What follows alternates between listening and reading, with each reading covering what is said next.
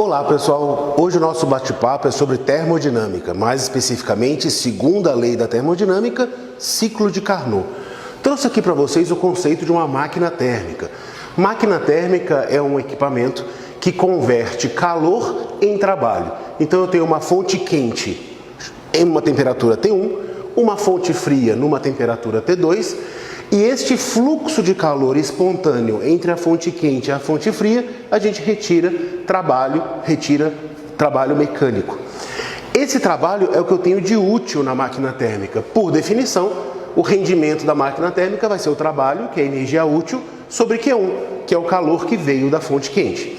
Tudo bem, então meu rendimento, se eu aplicar que o trabalho pela conservação da energia é Q1 menos Q2, é o que entra na máquina, sai em trabalho ou é jogado fora para a fonte fria, o rendimento é 1 menos Q2 sobre Q1. E aí mostra o enunciado da segunda lei que diz que eu não consigo, numa máquina operando em ciclos entre duas temperaturas quentes e frias, ter rendimento 100%. O meu Q2 nunca será zero. Então o rendimento é sempre menor que 1 ou 100%.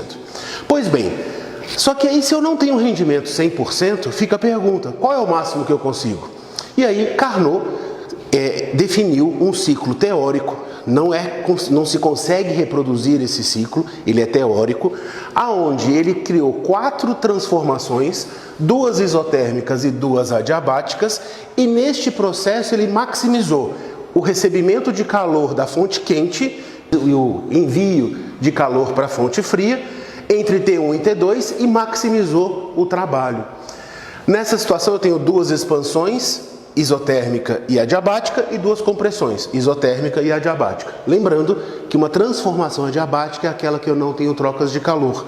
Então aqui eu tenho 2 isotermas, T1 e T2, quente e fria, as expansão isotérmica e expansão adiabática, sem troca de calor. Da T2, do ponto 3 para o ponto 4, na temperatura T2, eu tenho o calor para a fonte fria e depois novamente uma compressão adiabática. Nas adiabáticas eu não tenho troca de calor e recebo calor na fonte quente e jogo na fonte fria. Para o ciclo de Carnot, existe a relação entre as trocas de calor, Q2 e Q1, é a mesma que a relação das temperaturas.